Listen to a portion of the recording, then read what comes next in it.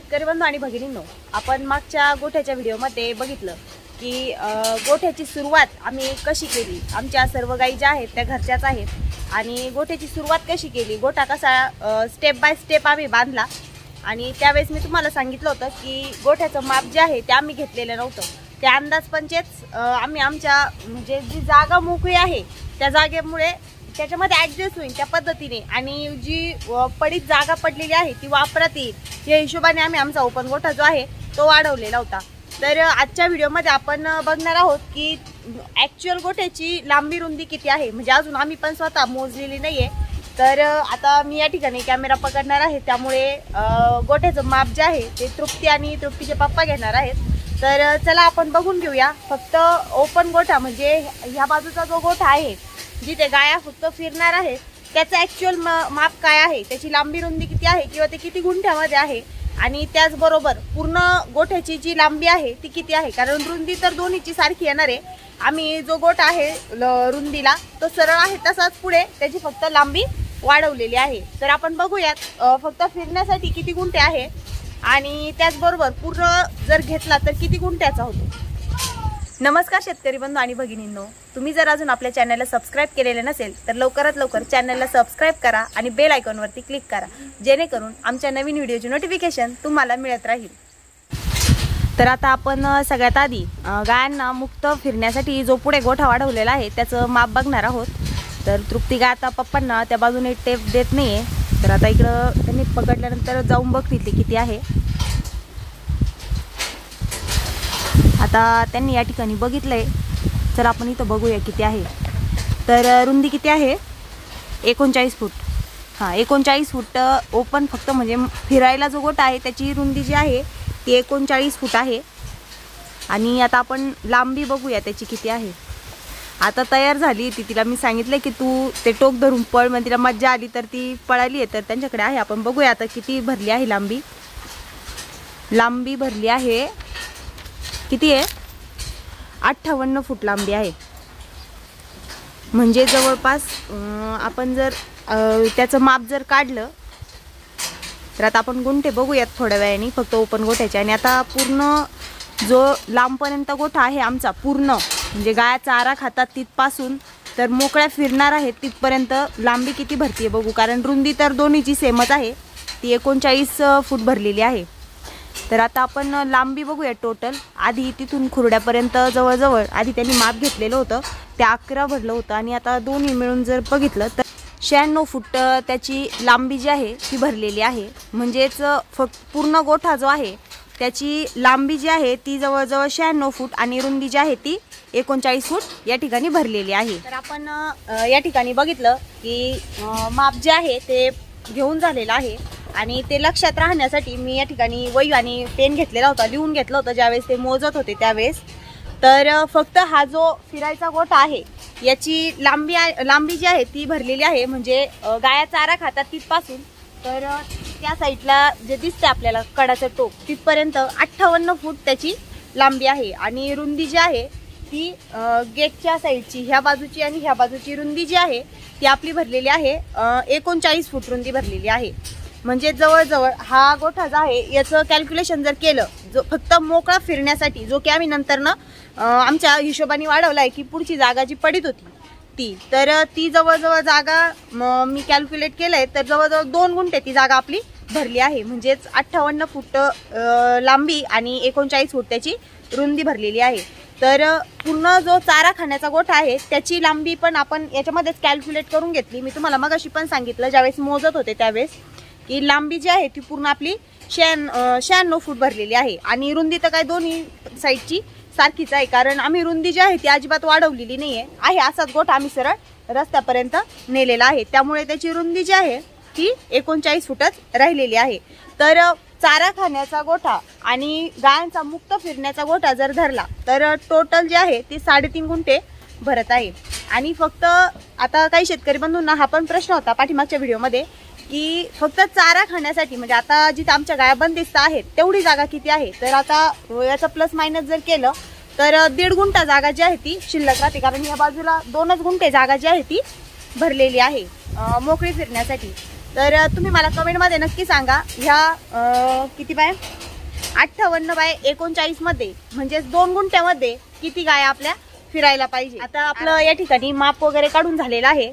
तर जो आपला बंदिस्त गोठा आहे 1.5 गुंठ्याचा सध्या म्हणजे जिथं आता गाय सध्या चारा खात आहेत, तर काही शेतकरी बंधूंना हाही प्रश्न पडेल की चारा खाण्यासाठी 1.5 गुंठा जागा एवढी मोठी कशासाठी। तर मी तुम्हाला जी 1.5 गुंठ्यामध्ये नेमकं काय काय आहे, गायांना चारा खाण्यासाठी किती गव्हाणी त्याच्यामध्ये आहेत किंवा पूर्ण गोठ्यामध्ये आपल्या पाण्याच्या गव्हाणी आम्ही किती बसवल्या आहेत या 3.5 गुंठ्यामध्ये ते पण दाखवते। त्याचबरोबर चारा टाकण्यासाठी काय सोय आहे, पाऊस जर आला तर चाराची काय सोय आहे बुवा की चारा भिजू नये म्हणून, आणि त्याचबरोबर भूस वगैरे स्टोर करून ठेवण्यासाठी किंवा वाळलेला चारा जो आहे तो कशा पद्धतीने स्टोर करायचा त्यासाठी काय सोय आहे, ही पूर्ण त्या 1.5 गुंठ्यामध्ये आहे। तर चला मी तुम्हाला ते 1.5 गुंठ्यामध्ये नेमकं काय काय आहे ते सर्व दाखवते।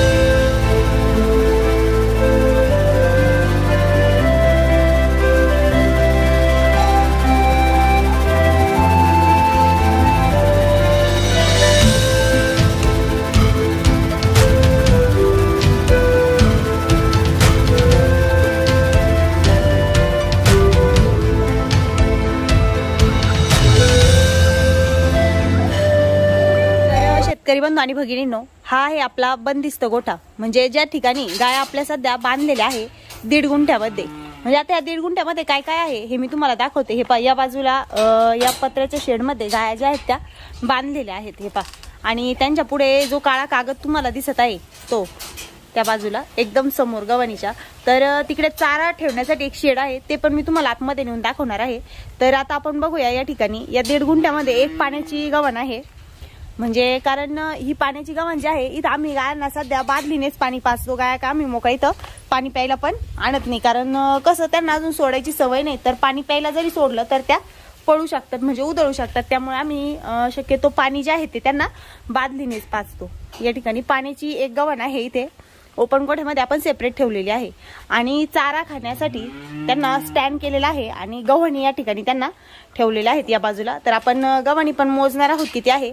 तत्पूर्वी या बाजूला जे शेड आहे हे याच्यामध्ये आम्ही चारा स्टोर करतो, म्हणजे काय होतं की पाऊस वगैरे जर आला तर चारा जो आहे तो भिजत नाही, आणि त्याच्या शेजारी हा एवढा कप्पा जो आहे तो मोकळा राहतो, जेणेकरून ज्या छोट्या कारवडी आहेत ज्यांचं किंवा ज्या नुकत्याच वेलेल्या आहेत गाया त्यांच्या कारवडी 1-1, 2-2, 3-3 महिन्याच्या होईपर्यंत तरी कारवडी या ठिकाणीच असतात, कारण कारवडींना चारा जो आहे तो खालीच टाकायला लागतो किंवा टपामध्ये ठेवतो, त्यांचं तोंड जे आहे ते गव्हाणीत पुरत नाही। आता नंतर नाही तर आम्ही कारवडींसाठी पण छोट्या गव्हाणी करून घेणार आहोत, जसं जसं ऍडजस्ट होईल तसं तसं हे पहा अशा पद्धतीने। तर ही बाजू जी आहे ती कारवडींना बांधण्यासाठी आम्ही उपयोगात आणलेली आहे। आणि आता आपण इथे बघूया की चारा खाण्यासाठी एवढ्या आमच्या ज्या गाया आहेत त्यांना किती या ठिकाणी आमचं या 1.5 गुंठ्यामध्ये किती गव्हाणी बसलेल्या आहेत। तर चला आपण मोजूया। हे पहा, या बाजूला जी आहे ती 1, ही 2, ही 3 आणि या बाजूला इकडे 4, अशा 4 गव्हाणी आहेत। पण 4 गव्हाणी म्हणजे कसं, एवढी जी जागा आहे ती रिकामी राहत होती, इथं गव्हाण बसणार नव्हती। किती जरी छोटी आणली तरी एवढी छोटी गव्हाण आपल्याला भेटत नाही, तर आम्ही इथं मिस्त्रीकडून बांधून घेतलेली आहे गव्हाण। हे पहा, आणि ती बांधलेली गव्हाण पण त्याच्यामध्ये मॅच झालेली आहे, दोन्ही बाजूने आम्ही इथं भिंत टाकली आणि त्याला त्यांनी गव्हाणीचा आकार दिलेला आहे। अशा पद्धतीने या ठिकाणी 4 गव्हाणी, आणि अजून या ठिकाणी जवळजवळ एक 4 फूट असेल हा कप्पा, तर 4 फुटाची गव्हाण आम्ही मिस्त्रीकडून बांधून घेतलेली आहे।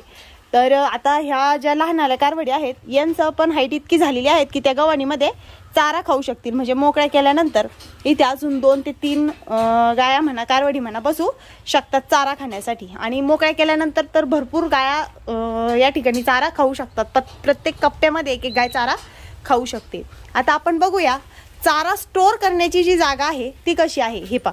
तर हे जे शेड आहे हे आम्ही दुसऱ्या कामासाठी बांधलेलं होतं, परंतु गाया केल्यानंतर आम्ही ते चारा टाकण्यासाठी उपयोगात आणलं. कुट्टी मशीन जे आहे ते आपण बाहेर ठेवू शकत नाही, कारण पाऊस वगैरे जर आला तर ते जड इतकं आहे की आपण उचलून त्यात नेऊ शकत नाही. त्यामुळे त्याला कंटिन्यू आम्ही इथं या शेडमध्ये ठेवत असतो. हे पहा, हे आमचं आहे चारा स्टोअर करण्याचं स्टोरेज जरी म्हटलं आपण तरी चालेल. या ठिकाणी आता सध्या भूस वगैरे तर आम्हाला यावेळेस संपलेलं आहे आमचं, त्यामुळे आम्ही इथं वाढ हे जे आहे वाढे म्हणजे वाळलेल्या चाऱ्यामध्ये वाढ हे आम्ही या ठिकाणी घेऊन ठेवलेले होते, जेणेकरून पाऊस वगैरे जरी आला तरी ते या ठिकाणी व्यवस्थित असे राहतील. आणि गायांना रोजचा जो हिरवा चारा आणला जातो तो पण इथेच टाकला जातो. हे पहा अशा पद्धतीने. आणि भूस वगैरे जर घेतलं तर आम्ही या ठिकाणी एवढी जागा रिकामी ठेवून या बाजूला पूर्ण भूस जे आहे ते भरून ठेवत असतो, जेणेकरून कुट्टी पण व्यवस्थित करता येईल आणि भूस जे आहे ते पण आम्हाला व्यवस्थित असं स्टोअर करून ठेवता येईल. आणि या साईडने रस्ता आहे, म्हणजे इकडनं चारा आणल्यानंतर आमचं शेत त्या बाजूला आहे असं सरळ, तर इकडून चारा आणल्यानंतर असा सरळ आम्ही या गेटनी आतमध्ये टाकत असतो. आणि भुशाची वगैरे गाडी जरी आली, भूस घेतलं म्हणा किंवा गव्हाचं भूस घेतलं, दुसरा काही वाळलेला चारा घेतला, तर तो त्या बाजूने न वाहता डायरेक्टली इथूनच आम्ही तो आतमध्ये नेत असतो. इथं पण पहिले जाळी होती, पण आम्ही चारा टाकण्याच्या सोयीने या ठिकाणी त्याला गेट जे आहे ते करून घेतलेलं आहे पत्र्याचं, जसं की आपण या ठिकाणी ओपन गोठ्याला केलेलं आहे. हे पहा असं या बाजूला. तर चारा स्टोअर करण्यासाठी पण ही जागा जी आहे ती वापरण्यात येते. तर शेतकरी बंधू आणि भगिनींनो, तुमच्या या सर्व गोष्टी बघितल्यानंतर लक्षात आलंच असेल की 1.5 गुंठ्यामध्ये गाया फक्त चारा नाही खात, तर गायांची बांधण्याची सोय आहे. त्याचबरोबर चारा स्टोअर करण्यासाठीही त्यांना सेपरेट जागा जी आहे, म्हणजे शेड वगैरे जे आहे चारा ठेवण्यासाठी, कुट्टी मशीन ठेवण्यासाठी, ते पण या 1.5 गुंठ्यामध्येच आहे. त्याचबरोबर आम्ही या ठिकाणी छोट्या कारवडी बांधण्यासाठी पण या बाजूला जी जागा रिकामी राहत होती तिथं आम्ही कारवडी ठेवतो, बांधत असतो. आता पावसाळ्यामध्ये कसं ते आता मोठे झालेले आहेत, जवळजवळ 3-3 महिन्याच्या दोन्ही पण कारवडी सोबतच्याच आहेत, त्या 3-3 महिन्याच्या झालेल्या आहेत. तर त्या पण आता आम्ही या गायांसोबतच मोकळ्या करणार आहोत, त्यामुळे त्या पण या बाजूला येऊन जातील. त्यामुळे पावसाळ्यामध्ये पण त्या या ठिकाणी भिजण्याची आता म्हणजे भीती राहणार नाही आम्हाला. तर 1.5 गुंठ्यामध्ये जो गोठा आहे तो तुम्हाला कसा वाटला कमेंटमध्ये मला नक्की सांगा. आता मी तुम्हाला ज्या सर्व गोष्टी दाखवल्या त्या या बंदिस्त गोठ्यामधील होत्या. आता मी तुम्हाला दाखवते की पूर्ण म्हणजे जो आपला 3.5 गुंठ्याचा ओपन गोठा धरून जो 3.5 गुंठ्याचा गोठा आहे त्याच्यामध्ये एकूण पाण्याच्या गव्हाणी किती आहेत. तर पाण्याच्या गव्हाणी ज्या आहेत त्या 2 आहेत. तर मी तुम्हाला त्या बॅक कॅमेऱ्याने या ठिकाणी दाखवते. हे पहा, या बाजूला ही आपली बंदिस्त गोठ्यातील गव्हाण आहे. या ठिकाणी एकच गव्हाण आहे आणि दुसरी गव्हाण जी आहे ती आपली या बाजूला आहे. हे पहा, ही आहे ओपन गोठ्यामधील गव्हाण. आता तुम्ही म्हणाल की 2च गव्हाणीतलं पाणी गायांना पुरेल का? तर नक्कीच पुरेल, कारण सकाळी ज्या वेळेस गाया आपल्या पाणी प्यायला जाणार आहेत तर सगळ्यात आधी तिथून सोडल्यानंतर त्या आधी त्याच गव्हाणीमध्ये पाणी प्यायला जाणार आहेत आणि एखाद्या 2 गाईच फक्त या गव्हाणीकडे येण्याची शक्यता आहे. जरी आल्या तरी आपण या ठिकाणी वेळोवेळी गव्हाणी ज्या आहेत त्या भरून ठेवू शकतो. तर अशा पद्धतीने आपल्या पूर्ण ओपन गोठ्यामध्ये आणि बंदिस्त गोठ्यामध्ये एकूण 2 पाण्याच्या गव्हाणींची आपण सोय केलेली आहे. आणि त्याचबरोबर आपण एक मोठी टाकी पण आता थोड्या दिवसात आणणारच आहोत, जेणेकरून गव्हाणीतलं पाणी संपत आलं की गव्हाण आपल्याला. तर शेतकरी बंधू आणि भगिनींनो, तुम्हाला आपला 3.5 गुंठ्याचा पूर्ण गोठा जो आहे तो कसा वाटला, त्याचबरोबर फक्त बंदिस्त गोठा कसा वाटला आणि जो मोकळा फिरण्यासाठी केलेला आहे तो गोठा कसा वाटला हे कमेंटमध्ये मला नक्की सांगा. आणि जर तुम्हाला आजचा व्हिडिओ आवडला असेल तर जास्तीत जास्त व्हिडिओला शेअर करा. शेतकरी बंधूंना हे पण जाणून घेण्याची इच्छा होती की नेमकं फक्त ओपन गोठ्याला खर्च किती आलेला आहे, कारण आता आम्ही ते थोडं केलेलं आहे. मागच्या व्हिडिओमध्ये मी तुम्हाला सांगितलं होतं की टोटल पूर्ण गोठ्याला खर्च जो आहे तो आतापर्यंत आम्हाला जवळजवळ 5 लाख रुपये इतका आलेला आहे. परंतु काही शेतकरी बंधूंनी कमेंट केलेली होती त्या व्हिडिओत की फक्त ओपन गोठ्याचं जे आहे बजेट तेवढं आम्हाला सांगा, म्हणजे तुम्हाला जाळी कितीची लागली, त्याचबरोबर मुरुमला किती खर्च आला वगैरे वगैरे, असा टोटल फक्त ओपन गोठ्याला किती खर्च आला आहे. तर ही सर्व माहिती आपण पुढच्या व्हिडिओमध्ये बघूया. आजचा व्हिडिओ जर तुम्हाला आवडला असेल तर लाईक, कमेंट्स आणि शेअर करायला विसरू नका. धन्यवाद.